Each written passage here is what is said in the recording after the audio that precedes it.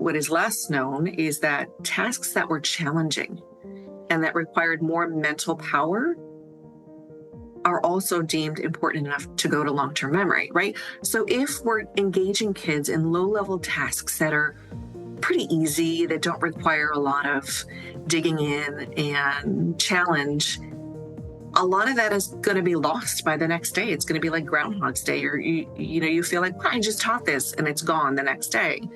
Well, it's because they didn't put enough effort into the learning. They weren't engaged enough in that learning for their brains to determine that this was an important thing to remember for the next day. Welcome to the podcast. For the last decade, the solution to everything in education has been to be more technology. But what if the latest brain science is telling us to go in the opposite direction? Today, we are exploring that very question with a leader who is nationally recognized expert in educational neuroscience. We are joined by Dr. Gina Ditullio, an elementary school principal in Rochester, New York, and the host of the Brainwaves Podcast. Dr. Ditullio, welcome. Well, thank you for having me. We would love to start with the discussion with your journey itself, the reason why you joined education, and just a reflection that those reasons are still valid. And how do you feel? Sure. So I started my journey in education back in the 90s as an elementary school teacher.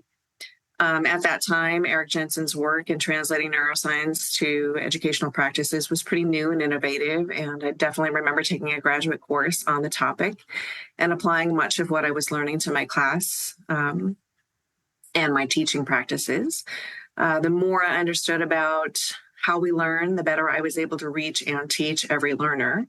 I eventually became a school administrator, where I have spent the last 17 years of my career. Many years later, my dissertation focused on exploring the strategies that teachers were either knowingly or unknowingly implementing that were aligned to educational science or educational neuroscience research. So I did find my way back to the topic, and I have continued to keep up with advancements in the field. Right now, I am the principal of the Austin Stewart Elementary School, number 46, in Rochester, New York, and have been for the last 6 years, going on 7. This school year actually begins my 30th year in education. Congratulations.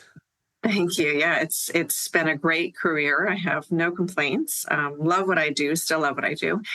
I have actually held several roles over the last 30 years, starting with classroom teacher. Then I became a new teacher mentor. I've been an instructional coach. I've been a special education administrator, a general education administrator, and an adjunct professor. So a little bit of everything. I've also published several articles over the years, and I'm currently co-authoring a book with Doug Fisher and Nancy Fry. So yeah, good stuff. It's amazing. I think co-authoring a book, congratulations on that. And I would want to dive a little deeper. Like, what made you want to write a book? What's it all about? Yeah. So the book is going to be a playbook for administrators. The topic is really how to engage faculties in the work of teacher clarity. So we started the work with teacher clarity here in my school about 3 years ago now, and it has really been transformational. So, we've seen pretty significant growth in our staff in their teaching practices, and we then saw that translate into a very significant jump in our scores last year. And we are just going to keep going with this work and pushing forward. That said, this has become a district-wide initiative. So many of my colleagues have reached out to inquire, what did you do? How did you do it? So I've been trying to share my experiences and my advice with colleagues in the city school district as they get on board and start this learning with their faculties as well. That said, I had an opportunity to meet Doug and to talk to him about the potential of a playbook for principals in leading the work. And it turns out they wanted to do the book. So we are in the process of writing it now. And I think it's going to be a great resource for school administrators who want to lift this work in their buildings with their faculties. When you look at teacher clarity, how do you define it, right? Like, I don't want to go in depth a little here before we go back into the students' brains and like go. And specifically coming back to the point of devices and no devices and teacher clarity. So, what's that Sure. one thing that you can give to all administrators that they can take back right now? Sure. So, when we're talking about student learning, we're talking about making sure that students know exactly what they are supposed to be learning. Yeah. A lot of times in education, especially at the elementary level, we get so focused on the activities that we want students to complete. We lose our focus on the learning, right? And so teacher clarity brings us back to looking at the standards, digging into that standard. What are the skills and content that students need to know and be able to do in order to be proficient with that standard?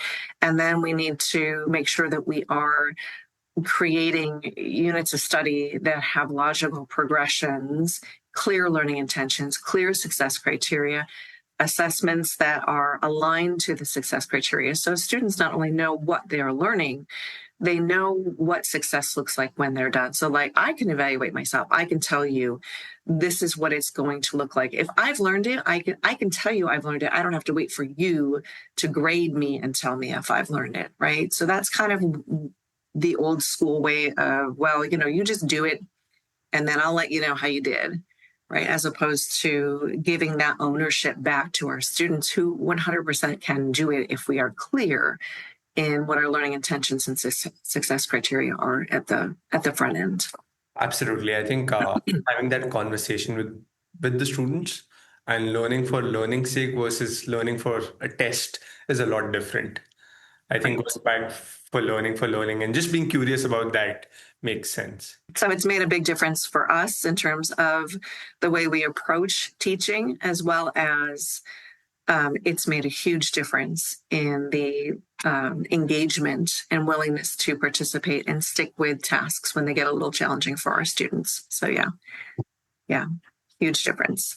I mean, one of the other things where we can look at, right, is from a neuroscience perspective on what the digital native students look like, because uh, post pandemic, and this is something which everyone had to deal with when the students were at home, and the moment they came back, it has been a very different generation, right? Like some people call it Yes. the iPad generation or the iPhone generation, and like because they have been with screens from day one. So how do you deal with that, and how does making them go back happen to for you and for your school? So that is an excellent question.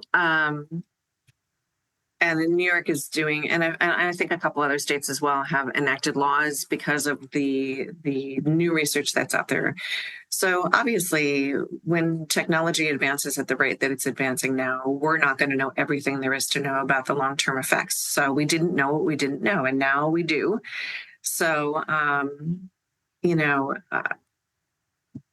I think that in terms of the digital native students, there was when the technology first came out and it was very new, there was kind of this misguided notion that our kids they learn best when our education is individualized, right, or personal on personalized learning platforms where our students can learn at their level and in isolation, right? So a lot of individualized learning platforms kind of fell into fashion, and we latched down because in theory, right, the students get exactly what they need at the right time and at the right pace. On its face, this sounds promising and it seems like it makes a lot of sense, right? But in reality, humans are social animals, right? Learning is a social activity. I don't know if you're familiar with John Medina's best-selling book, Brain Rules, but in his book, he talks a little bit about how early man, caveman, developed the ability to learn. And this was really important for our survival as a species. But even more important was the ability to teach others and pass that knowledge on to future generations, right? He talks about that being the key to successful survival as a species. So the transference of that learning happened verbally and in social settings, right? Now we're kind of learning that our brains have not evolved as fast as the technology. Our brains still learn best when we learn together with other people, not in isolated silos, alone in the vacuum of a computer screen, right? Our brains are actually wired to learn through experience, by discussing and processing experiences and information with other people, by thinking and reasoning, testing theories, failing. Failure is a huge part, and it's not a dirty word, even though we try to avoid it at all costs in education, right? It's okay to fail. It's okay if something doesn't work, because that's feedback, that's information about what doesn't work. And so now okay, this doesn't work. I'm going to try this, right? So receiving all that feedback from the environment and then using it to make decisions about what to try next is all a part of learning, and the process that naturally occurs and has occurred for hundreds of years, right? So essentially what I'm trying to say is we are wired to learn deeply in the company of others, right? So can technology play a role in that? Absolutely. Yeah. Should it look like kids sitting on screens working in silos all day? Absolutely not, right? So if you consider how many advances in technology have occurred in the past 20 years or so, it's astounding. I mean, I just think back to when my own children were born and how primitive that technology seems now, and it's only been a little more than 20 years. So it's crazy when you think about it, right? So knowing that our brains have not evolved as quickly, I think we need to take those things into consideration. And as educators, I think it's important to be measured and thoughtful in the way that we use educational technology in classrooms, especially in our elementary schools, because our students' brains are still developing. I think one of the key conversation where you said, right, like technology needs to assess what we already know. So if we know that the social being is what it works and how it takes, so how do you figure out how much time is enough, right? Because we can't starve kids of technology, because that's not going to happen. Because even if it happens in schools, they're going to go homes and they will have that access to it, and the world is changing and the kids cannot just be completely away. So what is the right amount of time versus how much time is okay, and how do we give them I think consciously give them the right screen time? Like, what does that entail for you? So the American Medical Association has put out some guidelines for parents, and they're saying between the ages of 0 and 2, no screen time is okay. 0, none. As the brains really need to be every area of a child's brain between the ages of 0 and 2, right? Birth and 2 need to be activated. Children need to be exploring their environments, and they need to be talking to you and interacting with you socially, and they need to be listening to music and moving and playing and engaging with toys, because otherwise they're going to have deficits in particular areas of brain development, right? So the American Medical Association basically has put out some guidelines for that. And they are saying no more than an hour of screen time for children who are between the ages of 2 and 5, right? So that's my kindergartners. Right. So we do not use a lot of technology in kindergarten because their brains are so young and still developing. Right. And we're trying to develop fine motor, gross motor. We're developing language, and there's a lot of them still are learning to articulate sounds, to hear sounds. And so it's a lot of there's a ton of areas of their brains that need to be activated in order to develop appropriate connections. So do we use technology with our kindergartners? Yes, we do. But we never use more than an hour a day. And it's never an hour straight. So we might put them on for 15 minutes in a center where they're doing an activity that's highly engaging, and then we're moving on to something else that's maybe more paper pencil, and we are using crayons or writing, drawing, coloring, cutting, pasting, those types of things where we're engaging motorically with activities and having them develop their fine motor skills. In terms of the older students, I think it really depends on the students. I would say we shoot for, we use technology in different ways. We use smart boards, we use computers. We do have a program that kind of has an individualized learning path for students that can be altered depending on what we need them to be doing. So they do engage with that about 15 minutes a day. Yeah. But technology is really a part of our everyday lives, right? There's no escaping it. So I'm definitely not anti-technology. And I want to say that just to be clear.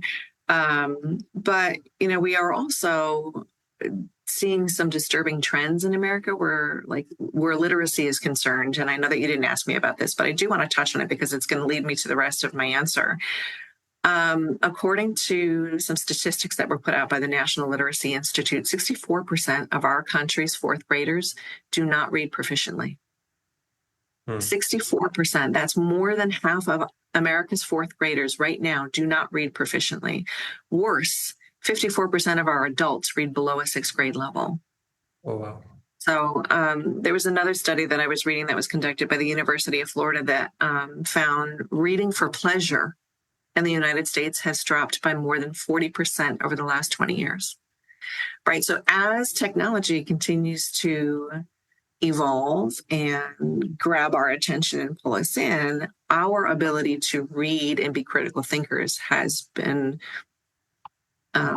lowering, right? So there's one's going up and one's definitely coming down, right? And so a lot of this is due to our use of screens for short form video and content. So just something as educators to be aware of, right? We need to be aware that when we're teaching students whose brains are still developing, when students are on screens, there actually were some studies that I was looking at too, where they did some neuroimaging to see kind of what was happening when students were on screens, as opposed to when they were in more traditional learning settings. And what the neuroimaging found was that there were far fewer areas of a child's brain that are activated when they're on screens, as opposed to when students are learning in a more traditional setting, where they're incorporating speech, fine motor, gross motor skills, and really actively engaging with the content and with others, right? When that's happening, what they found is way more areas of their brain are activating. So when all those areas of our brain are activating and firing at the same time, they are wiring together. So that's going to create multiple pathways for retrieval of that information. And it's also going to create the right environment for the transference of that information from short-term to long-term memory.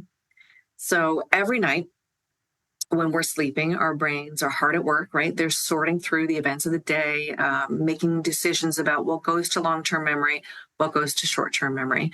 And I apologize because I'm about to oversimplify this. So if anybody with an expertise in memory is listening, just bear with me.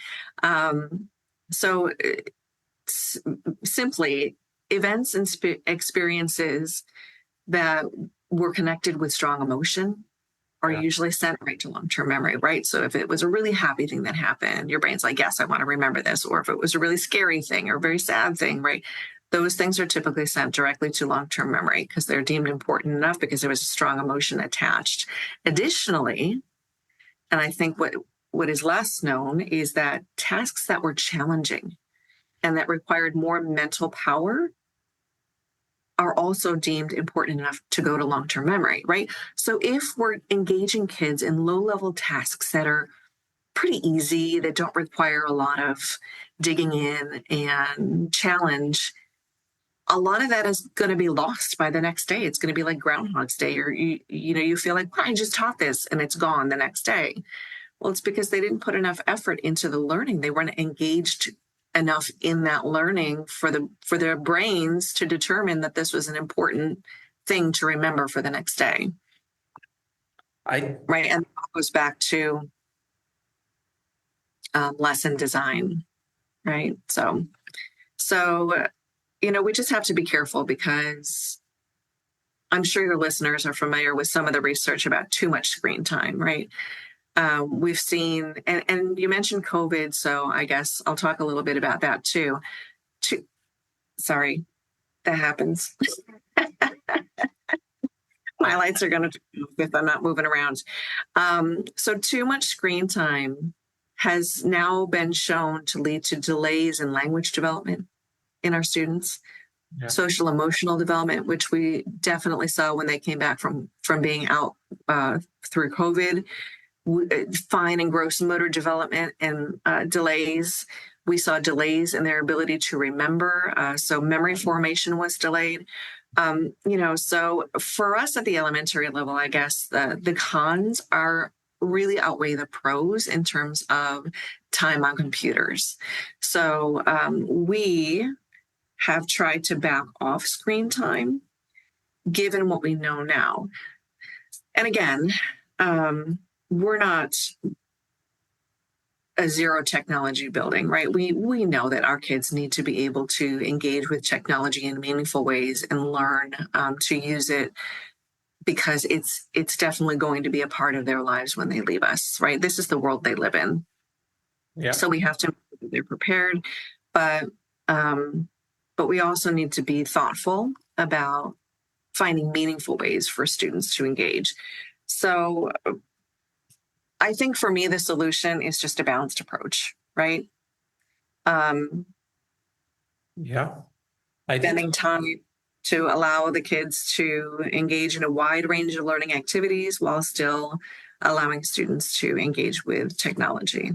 Absolutely. I think you covered 3 different ways of doing it, and I'm so grateful on that, specifically from doing the sensory activities and having a hands-on experience in spaces. And I think the memory piece also, right? Like, how do you give them challenging? Also builds up grit and resilience, which I think is a little bit lacking as we speak, because you mollycoddle a lot, and like it's being different generations have been accused of the same. I think it's just been a little bit more on the state standardized testing and all those results. But even that showed that our reading scores have gone down, our literacy scores have gone down. Yeah, for sure. I agree with that. And ultimately that's what we want, right? We want to develop their problem solving skills so that they can be confident, resilient learners.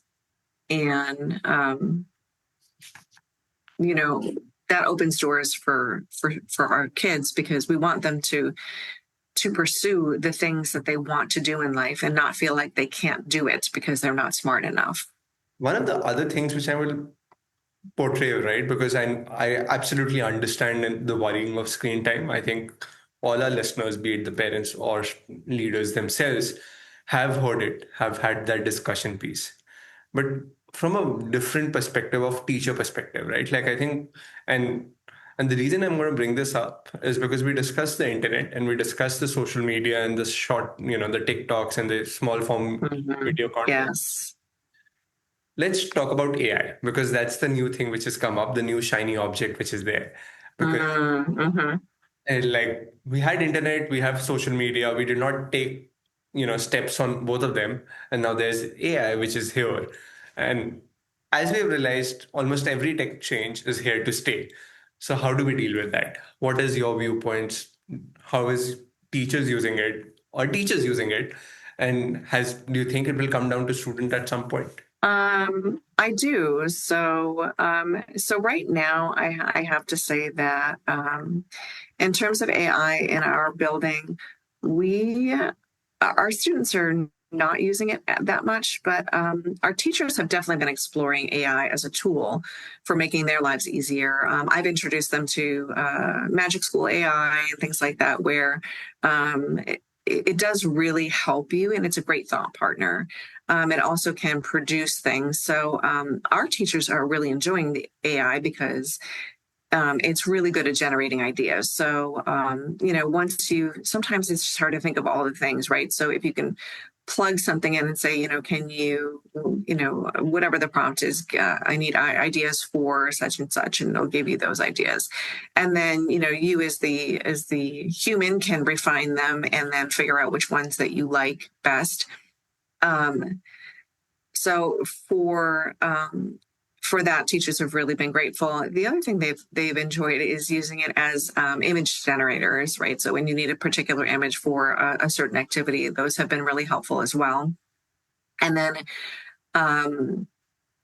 there are other programs. One of my teachers just did a PD for them on a particular program that allows you to create an avatar that will talk to your students. So you can kind of program it to give them the problem of the day or whatever it is to, just kind of for that hook to get them a little bit more interested.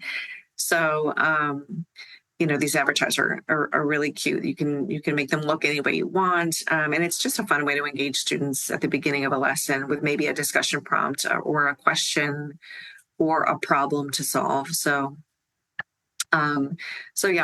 our teachers also have used AI to generate exemplar papers and rubrics when we're doing writing units. And then we are able to modify those exemplars and use them with our Bump It Up walls so that students, and a Bump It Up wall is an interactive rubric essentially, where, the criteria for a 1, a 2, a 3, a 4 are on the wall, and students can actually go up, take a look at those exemplar papers, look at the criteria for each of the levels, and then determine what their next steps are to level up their work.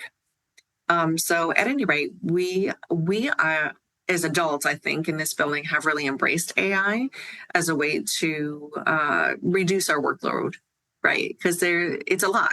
Teaching it's a lot of work. So that has been wonderful.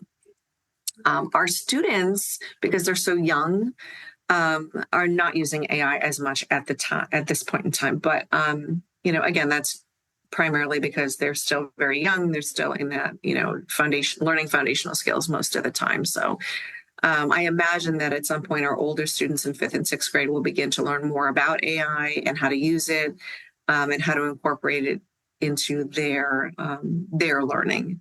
But for now, we, at the elementary level are really trying to focus on developing strong literacy, math, and problem-solving skills. That sounds lovely. And before we end it, right, like I have one last question. It's something which we do. It's a question that we ask, like the previous podcast, we held, and the previous leader asks us for the next one. Sure. It's a question of stress. It's a question of how do we deal with kids who are stressed far too quickly. And we see that happening, not at a maybe younger level, but 5th, 6th grader level right now. The early teenage years, it's already starts taking shape.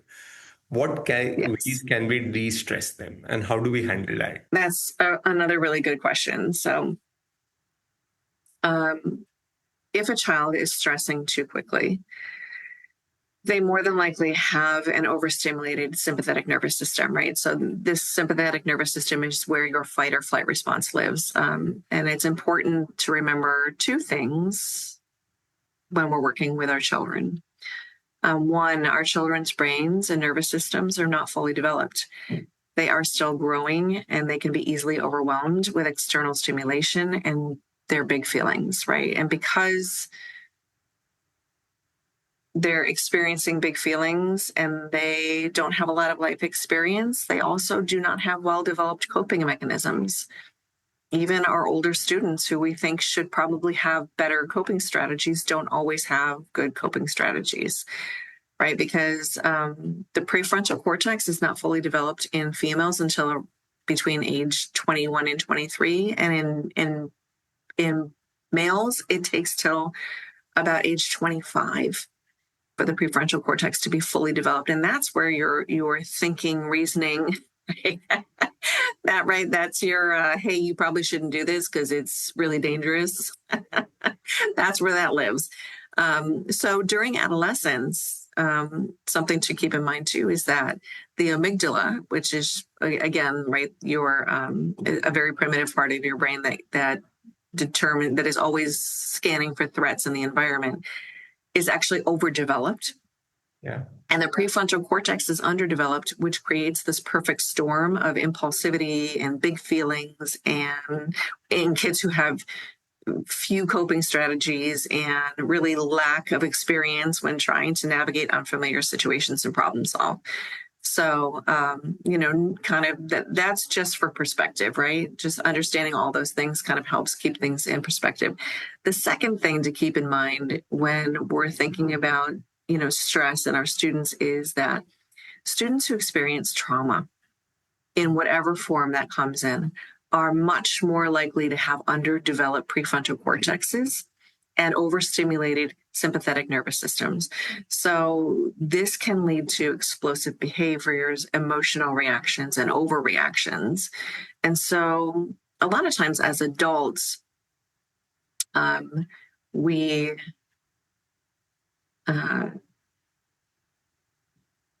especially in the school setting, I think a lot of times our reaction is to punish, right? Rather than to understand what is happening neurologically in a child who is experiencing some big feelings.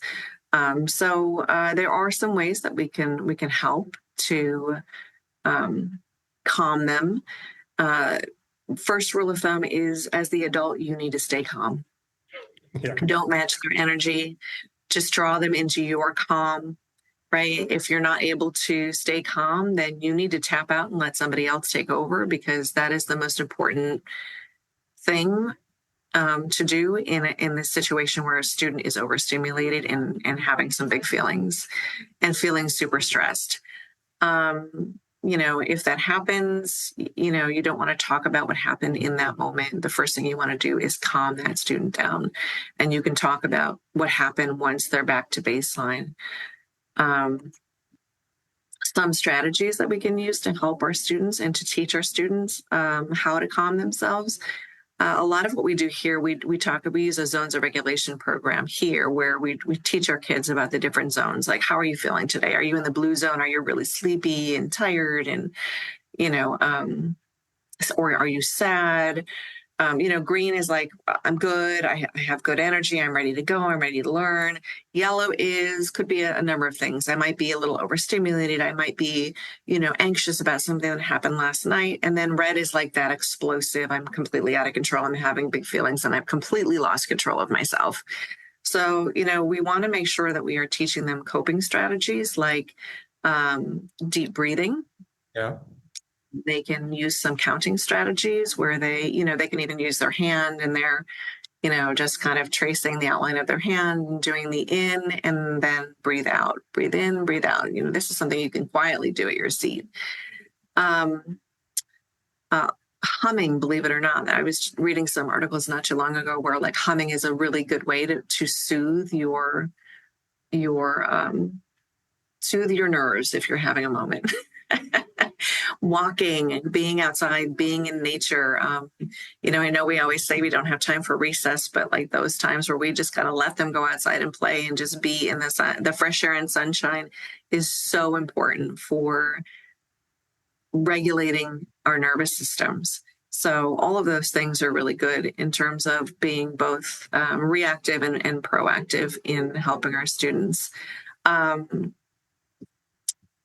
We also can, and I have done this with students like in the moment who are just really not in a space where they can function because their feelings have completely overwhelmed them. There's something called co-regulation, right, where a trusted adult can be with a student in that moment.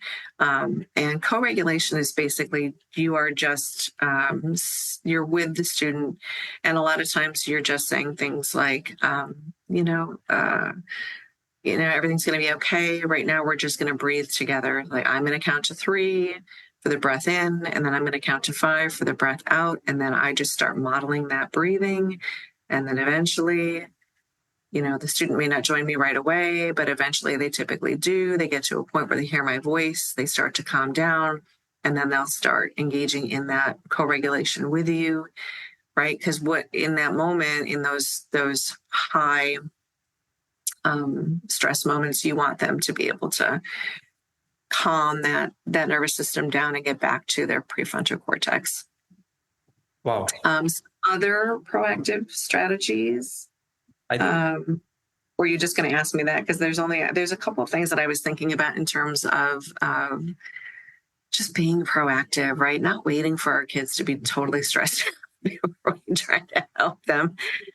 But I no. I was just about to go on the same, the same segue of the road, because I think you named out 5 different strategies that can help immediately. So it's not like you went from where you were and how we can help, be it the number counting, the breathing techniques, co-regulation. I think for almost everyone who's listening, there is so much data and insights that have been added here today that each minute is extremely high on insights, and it doesn't happen often. So I was just about to say that. Yes. Yeah. And,